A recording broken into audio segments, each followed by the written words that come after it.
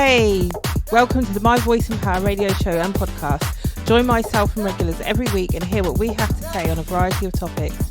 We also welcome you to have your say in the comment section or by joining us here in the studio, which you can do by dropping an email to myvoiceandpower@outlook.com.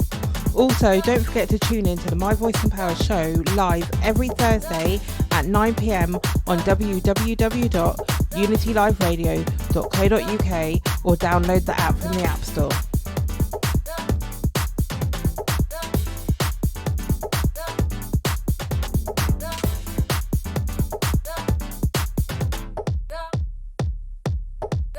Hello and welcome to the My Voice and Power podcast and radio show.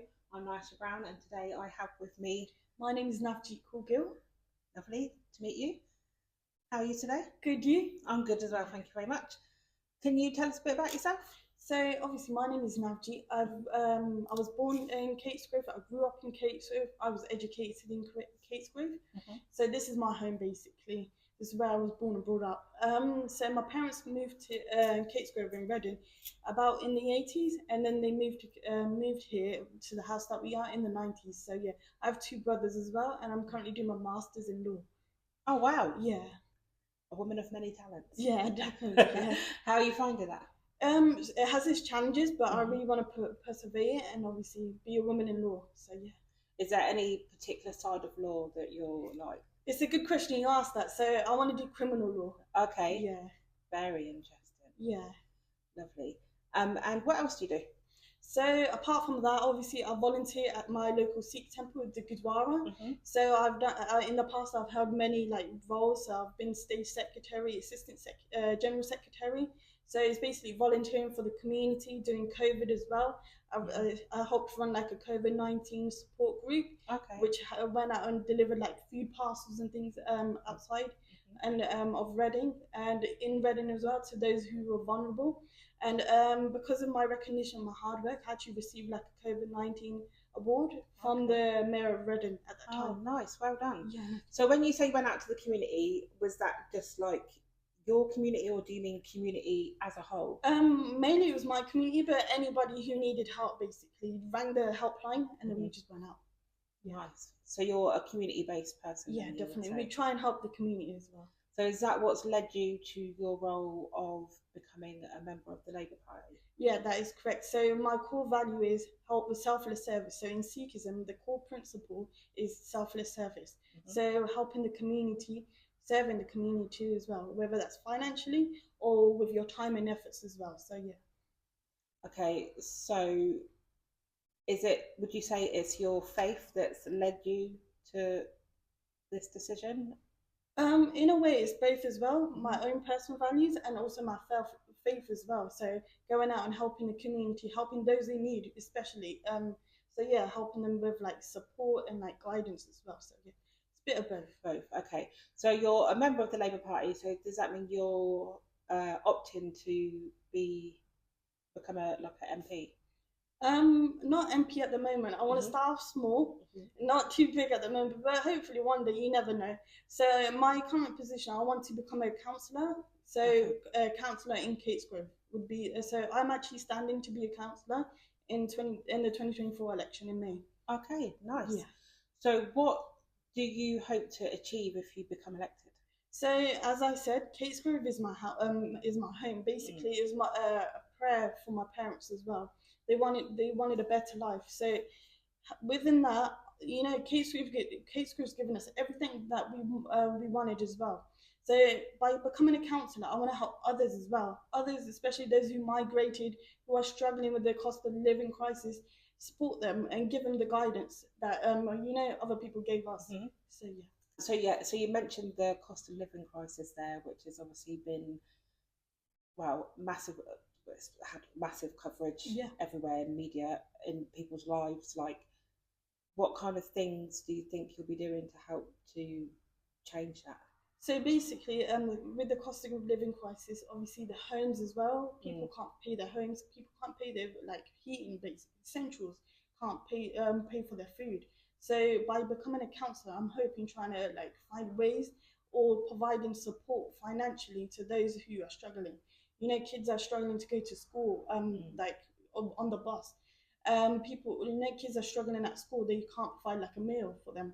I'm trying try and do something to like obviously provide help. Yeah, and this is really good to hear because sometimes when it comes to politics and things like that, people be like, oh, they don't care about us. Yeah.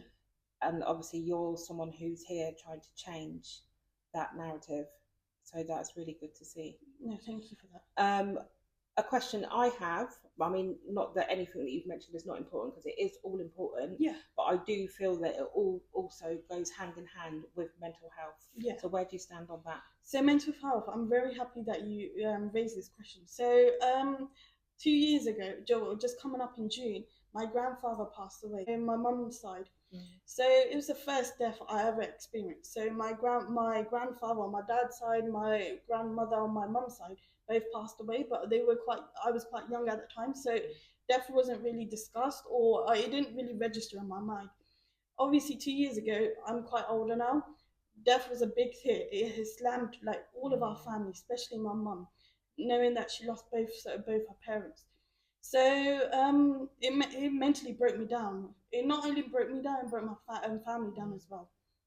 So it affected my studies as well. It affected my way of life as well. So I thought to myself, nobody's actually discussing death. Nobody's discussing grief, the result of grief. So over time, I thought we need to set up something. So I've set up a campaign called Strike Out Stress, which supports young people dealing with mental health and grief. So obviously, over time, I'm helping out, discussing mental health, breaking down the stigmas. And last year in June, I actually won a RHIANNA award for my achievements. Oh, well done. No, thank you for that. It was from the Prince of Wales and the Duke of Sussex. So yeah, they both presented it. Well, yeah. I'm sorry for your losses, and thank you for being brave enough to share that with us, especially as like within communities of colour, that's not definitely. Really, it's not discussed. Mental health is not a focus, and I feel like it should be, especially with any generational trauma in general. And it's important in all communities, but I feel like, I don't know if you share the same view, but it's very well hidden. 100%. Yeah. We're not really like open to discussing things, especially with our elders as well, with our parents. If you're going through like trauma or stress at school or even bullying, we're not like really focused on like telling our parents. We like kind of keep it to ourselves, which is not something that is essential or ideal. That we need to have these discussions to say it's okay to have mental health. It's okay to have like bad days, but you also need to figure out how you're going to improve yourself to have like a positive outlook. Yeah. And so that's what I've learned through my own healing journey. I've learned to just try to be a bit more open, but I think it gets difficult when you kind of fit like in what I call the middle generation. Yeah. Like I'm at an age at the point where I've got a generation obviously above me, and obviously always will have, and so will everyone else, and a generation like below me, and I feel like it's us in the middle that need to do the work. 100%. And then share that work with the generation above us, which I know would be difficult to do, because obviously there's that whole thing of respecting your elders, and then there's a whole thing, why should children be healing their parents? But we have so much access to so many different things, and I know a lot of different services have been shut down now, but also there are people obviously like yourself that are out there doing things, people like myself who are out there doing things, and then I think that will help the generation below, because there's that thing as well, like when people have children and they're like, oh, my parents are so much better with my children than they were with me. But so I feel like as a parent myself, like as I've grown and throughout my own healing work, I have been taught things by my children and obviously seen things from a different aspect, and can look back and see what I would have liked to have done differently.